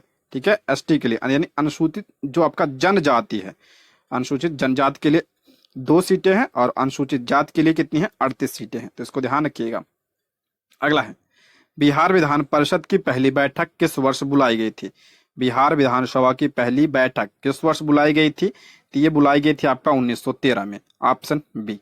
परिषद की पहली बैठक 20 जनवरी 1913 को पटना कॉलेज बांकीपुर में बुलाई गई थी। पटना कॉलेज में। अच्छा, आप लोग कमेंट बॉक्स में बताइए पटना कॉलेज की स्थापना कब हुई थी? मैंने बताया है कई बार, इसको कमेंट जरूर करिएगा आप लोग। ठीक है, अगला है, बिहार पंचायती राज अधिनियम 2006 में 2 ग्राम की बैठकों के बीच अधिकतम कितनी अवधि निर्धारित है? आपकी ये ग्राम सभा की होगी। ठीक है, जो आपका कितने समय की बैठक, कितने समय में? तो आपका हो जाएगा 3 महीने। ऑप्शन क्या हो जाएगा? सी इसका करेक्ट आंसर हो जाएगा। बिहार पंचायती राज अधिनियम 2006 में 2 ग्राम सभा की बैठकों के बीच अधिकतम कितनी अवधि निर्धारित होनी चाहिए? निर्धारित है तो 3 महीने। Option C. अगला है, पटना नगर निगम में वार्डों की संख्या की पहचान कीजिए। पटना नगर निगम में वार्डों की संख्या कितनी है? तो 75। Option B. अगला है, बिहार में प्रथम बार राष्ट्रपति शासन किस वर्ष लगाया गया था? पहली बार राष्ट्रपति शासन बिहार में कब लगा था? तो 1968 में पहली बार लगा था। Option A. इसकी अवधि 26 जून 1968 से 26 फरवरी 1969 तक है। ठीक है, ये ध्यान रखिएगा। राष्ट्रपति शासन की बात करते हैं, किस अनुच्छेद में है ये? अनुच्छेद 356 में है राष्ट्रपति शासन। अगला है, बिहार राज्य का कुल क्षेत्रफल कितना है? बहुत इंपॉर्टेंट है। कुल क्षेत्रफल कितना है? तो 94,163 वर्ग किलोमीटर बिहार का क्षेत्रफल है। देखिए, इसमें कुछ इंपॉर्टेंट पॉइंट है, इसको जरूर देखिएगा। क्षेत्रफल 94,163 वर्ग किलोमीटर है और क्षेत्रफल की दृष्टि से बिहार देश का कौन सा राज्य है? तो आपका 12वां है। क्षेत्रफल के अनुसार बिहार का कौन सा स्थान है? 12वां है। और जनसंख्या के हिसाब से बिहार का 3रा स्थान है। ठीक है, जनसंख्या की दृष्टि से बिहार का 3रा स्थान है। और बिहार का कुल क्षेत्रफल देश के कुल क्षेत्र भौगोलिक क्षेत्रफल का कितना है? 2.86। ये प्रश्न बना, ध्यान रखिएगा। क्षेत्रफल जो है आपका भारत के कुल क्षेत्रफल कितना है? तो 2.86 है। वहीं हम जनसंख्या की बात करें, बिहार की जनसंख्या 10.46 करोड़ है और ये जनसंख्या भारत की कुल जनसंख्या का 8.60% है। दोनों इंपॉर्टेंट है, ये बहुत बार पूछा गया है ये। ठीक है, तो प्रतिशत भी ध्यान रखिएगा ये। अगला है, बिहार में घाघरा नदी किस स्थान पर गंगा में मिलती है? बिहार में घाघरा नदी किस स्थान पर गंगा में मिलती है? घाघरा नदी गंगा की सहायक नदी है, तो छपरा के निकट ये गंगा में मिलती है। Option A. अगला, बिहार में कृषि का स्वरूप है। बिहार में जो आपका कृषि है, कैसी है कृषि है? व्यवसायिक कृषि है, नहीं, व्यवसाय के आधार पर नहीं की जाती है। जीवनदायी कृषि है, जो आपका कृषि है जीवन यापन के लिए ही पर्याप्त है, वहां पे आत्मनिर्भर बनने के लिए वहां पे कृषि नहीं है, जीवन की गुजारा हो जाए बस इतना ही। तो ऑप्शन बी इसका करेक्ट आंसर हो जाएगा। अगला है, भारत में राष्ट्रीय मानवाधिकार आयोग की स्थापना कब की गई थी? राष्ट्रीय मानवाधिकार आयोग की स्थापना कब की गई थी? तो आपका 1993 में इसकी स्थापना की गई थी। ठीक है। मानवाधिकार दिवस कब मनाया जाता है? तो 10 दिसंबर को मनाया जाता है, ये ध्यान रखिएगा। टीआरई 2 में पूछा गया था, हेडमास्टर वाले में एग्जाम में। अगला है, लोकतंत्र के मूल्यांकन के अनुसार निम्नलिखित में से कौन सा विकल्प सही नहीं है? लोकतंत्र के मूल्यांकन के अनुसार निम्नलिखित में से कौन सा विकल्प सही नहीं है? लोकतंत्र के बारे में इंपॉर्टेंट है, ऐसे प्रश्न बीपीएससी आजकल एग्जाम में पूछ रहा है पॉलिटी से। स्वतंत्र एवं निष्पक्ष चुनाव, बिल्कुल सत्य है, लोकतंत्र में तो होना चाहिए। व्यक्ति की गरिमा, ये भी सही है। बहुसंख्यकों का शासन, ये आपका गलत है। ऑप्शन सी इसका करेक्ट आंसर हो जाएगा। इसके बारे में हम थोड़ा समझ लेते हैं, क्योंकि जो है इंपॉर्टेंट है ये। देखिए, लोकतंत्र में बहुमत के शासन को स्वीकारा गया है। ध्यान रखिएगा, लोकतंत्र में बहुमत के शासन को स्वीकारा गया है, किंतु बहुमत को सदैव अल्पमत का ध्यान रखना पड़ता है। अतः लोकतंत्र का अर्थ केवल बहुसंख्यकों का शासन नहीं होता है, ये जरूर ध्यान रखिएगा। लोकतंत्र तभी लोकतंत्र रहता है जब प्रत्येक नागरिक को किसी न किसी अवसर पर बहुमत का हिस्सा बनने का अवसर मिलता है। लोकतंत्र में स्वतंत्र एवं निष्पक्ष चुनाव, प्रमुख नीतियों एवं कानून पर सार्वजनिक खुली चर्चाएं, व्यक्ति की गरिमा एवं विधि के समझ समानता आदि बातें पाई जाती हैं। अगला है, भारतीय संविधान में अवशिष्ट शक्तियों के विचार को किस देश के संविधान से लिया गया है? इंपॉर्टेंट है। अवशिष्ट शक्तियां जो है आपका बची खुची जो शक्तियां हैं किसके पास होगी? तो केंद्र के पास होती है। ये अवशिष्ट शक्तियां जो है किस देश के संविधान से लिया गया है? तो कनाडा के संविधान से लिया गया है। ठीक है। संघीय व्यवस्था कहाँ से लिया गया है? कनाडा के संविधान से लिया गया है। यूएसए के संविधान से क्या लिया गया है? तो आपका मूल अधिकार लिया गया, यहाँ पे मैंने बताया था। महाभियोग भी यहाँ से लिया गया है। ब्रिटेन के संविधान से क्या लिया गया है? संसदीय प्रणाली यहाँ से लिया गया है। एकल नागरिकता भी यहाँ से लिया गया है, इंपॉर्टेंट है ये। नेक्स्ट बढ़ते हैं। भारतीय संविधान में प्रस्तावना में किसका उल्लेख नहीं है? मोस्ट इंपॉर्टेंट है ये, किसका उल्लेख प्रस्तावना में नहीं है? तो प्रतिष्ठा की समानता का उल्लेख बिल्कुल है ये। अवसर की समानता का उल्लेख भी है प्रस्तावना में। विचार की समानता का उल्लेख नहीं है, ध्यान रखिएगा, विचार की समानता का उल्लेख नहीं है। यहाँ पे हम देखते हैं, बहुत इंपॉर्टेंट है ये, इसमें आप लोग कंफ्यूज होंगे। देखिए यहाँ समझते हैं। संविधान के प्रस्तावना में सामाजिक, आर्थिक और राजनीतिक न्याय, 3 प्रकार के न्याय की बात कही गई है प्रस्तावना में। सामाजिक न्याय, आर्थिक न्याय और राजनीतिक न्याय। और स्वतंत्रता की बात करते हैं तो विचार की स्वतंत्रता, देखिए यहाँ ऑप्शन में था विचार की समानता, लेकिन ध्यान रखिए स्वतंत्रता है। ठीक है, विचार की स्वतंत्रता है। ठीक है, प्रस्तावना में अभिव्यक्ति की स्वतंत्रता की बात कही गई, विश्वास, धर्म और उपासना की स्वतंत्रता, ये आपका प्रस्तावना में है। और 2 प्रकार की समानता की बात कही गई, प्रतिष्ठा और अवसर की समानता। ठीक है, समानता आपका 2 प्रकार। ठीक है, इसलिए आपका सी गलत हो जाएगा। अगला है, अपराधों के लिए दोष सिद्ध के संबंध में संरक्षण का अधिकार हमें किस अनुच्छेद के अंतर्गत प्राप्त हुआ है? अपराधों के लिए दोष सिद्ध के संबंध में संरक्षण का अधिकार किस आर्टिकल में है? तो आर्टिकल 20 में है ये। ऑप्शन 20 का करेक्ट आंसर हो जाएगा, मूल अधिकार है ये। आर्टिकल 19 में क्या है? तो भाषण एवं अभिव्यक्ति की स्वतंत्रता 19 में है। आर्टिकल इसमें 21 में क्या है? तो जीवन जीने का अधिकार 21 में है। अगला है, मंडल आयोग से संबंधित निम्नलिखित कथनों पर विचार कीजिए। बहुत इंपॉर्टेंट है ये प्रश्न, इससे कई सारे प्रश्न बनेंगे। यह दूसरा पिछड़ा वर्ग आयोग था जिसके अध्यक्ष बिंदुश्री प्रसाद मंडल थे, बिल्कुल सत्य है, दूसरे नंबर का था ये। इसकी सिफारिश 1990 में लागू हुई थी, ये भी इंपॉर्टेंट है, पूछा गया प्रश्न है ये। ठीक है, 1990 में यही पूछा गया था, 1990 में। इसके सिफारिशों द्वारा केंद्र सरकार की नौकरियों में अन्य पिछड़ा वर्ग को आरक्षण प्रदान किया गया, बिल्कुल सत्य है ये। देखते हैं, यानी आज में सभी सही है, ऑप्शन डी इसका करेक्ट आंसर हो जाएगा। यहाँ पे सही ध्यान यहाँ पे लगा लीजिए, कौन सा कथन सही है, तो इसमें सभी कथन आपके सही है, तो ऑप्शन डी। देखिए, 1978 में दूसरा पिछड़ा वर्ग आयोग तत्कालीन प्रधानमंत्री मोरारजी देसाई द्वारा बिंदुश्री प्रसाद मंडल की अध्यक्षता में गठित किया गया था। ठीक है, कब गठित किया गया था? 1978 में। यह आपका दूसरा आयोग था। ठीक है, दूसरा पिछड़ा वर्ग आयोग था। किसने गठित किया था इसे? मोरारजी देसाई के कार्यकाल में यह हुआ था। और किसकी अध्यक्षता में? बिंदुश्री प्रसाद मंडल की अध्यक्षता में। इसलिए इसे मंडल आयोग के नाम से भी जाना जाता है। इसने अपनी जो है सिफारिश 1980 में प्रस्तुत किया था और इस आयोग ने सरकारी नौकरियों और शिक्षा संस्थानों में पिछड़े वर्गों हेतु 27% आरक्षण की बात इसने कही थी। अच्छा, इसके सिफारिशों को जो है 1990 में तत्कालीन प्रधानमंत्री बीपी सिंह द्वारा लागू किया गया था। मोस्ट इंपॉर्टेंट है ये, ठीक है, प्रधानमंत्री बीपी सिंह द्वारा इसे लागू किया गया था। प्रथम पिछड़ा वर्ग आयोग की बात करते हैं, ये तो दूसरा था। पहला कौन सा था?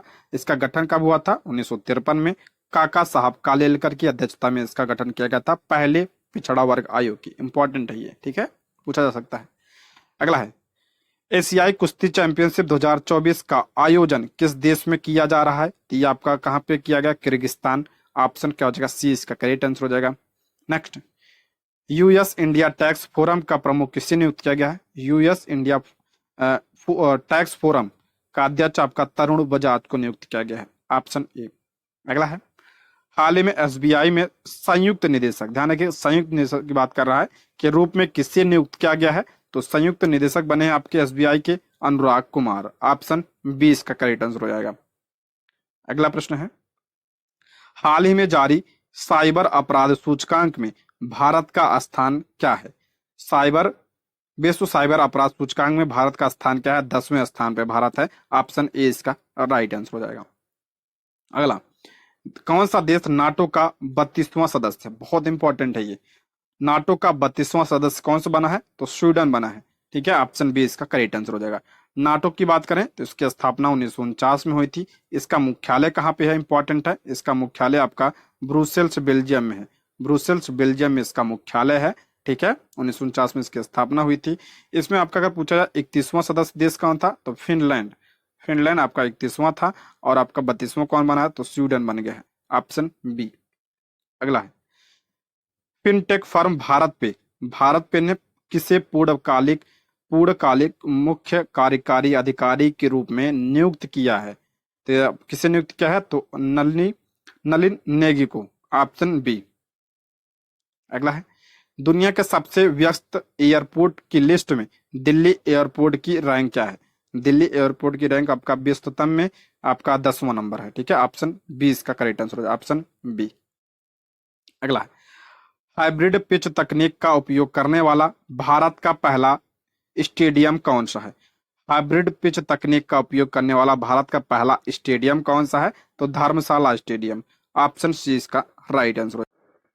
अगला प्रश्न है अंतरराष्ट्रीय मुद्रा कोष की एमडी कौन बनी है जिन्हें दूसरे 5 साल के कार्यकाल के लिए चुना गया है? तो इसका राइट आंसर हो जाएगा option B, Kristalina Georgia. Option B इसका करेक्ट आंसर हो जाएगा। अंतरराष्ट्रीय मुद्रा कोष यानी आईएमएफ की बात करते हैं, इसकी स्थापना 1944 में हुई थी, ठीक है। इसका अगर बात करें मुख्यालय कहाँ पे है? तो वाशिंगटन डीसी में इसका मुख्यालय है। वाशिंगटन डीसी में क्या आपका मुख्यालय है? अमेरिका में। तो ऑप्शन बी इसका करेक्ट आंसर हो जाएगा। अगला है भारत ने किस देश को भूकंप प्रभावित क्षेत्रों के लिए सहायता सहित एम्बुलेंस और स्कूल बसें दान दी हैं? तो ये आपको किससे दिया है? तो नेपाल को दिया है। Option B. अगला है किस देश ने जिग नामक नई स्वर्ण समर्थित मुद्रा लॉन्च किया है? तो ये किसने लॉन्च किया? तो जिम्बाब्वे ने। ऑप्शन सी इसका करेक्ट आंसर हो जाएगा, ठीक है। अगला है कौन सा देश डिजिटल उपकरणों को सिंक्रोनाइज करने के लिए देश भर में अपनी परमाणु घड़ियां तैनात कर रहा है? तो ये हमारा प्यारा भारत। ऑप्शन बी इसका करेक्ट आंसर हो जाएगा। अगला क्यूएस वर्ल्ड यूनिवर्सिटी रैंकिंग 2024 में इंजीनियरिंग और आईआईटी बॉम्बे की वैश्विक रैंकिंग क्या है? आईआईटी बॉम्बे की इसमें रैंकिंग क्या है? क्यूएस वर्ल्ड यूनिवर्सिटी रैंकिंग 2024 में। तो इसमें आपका 45 नंबर पे है ये आपका आईआईटी बॉम्बे। Option B. अगला है भारत किस देश के साथ संयुक्त सैन्य अभ्यास डस्ट लिक आयोजित कर रहा है? इंपॉर्टेंट है।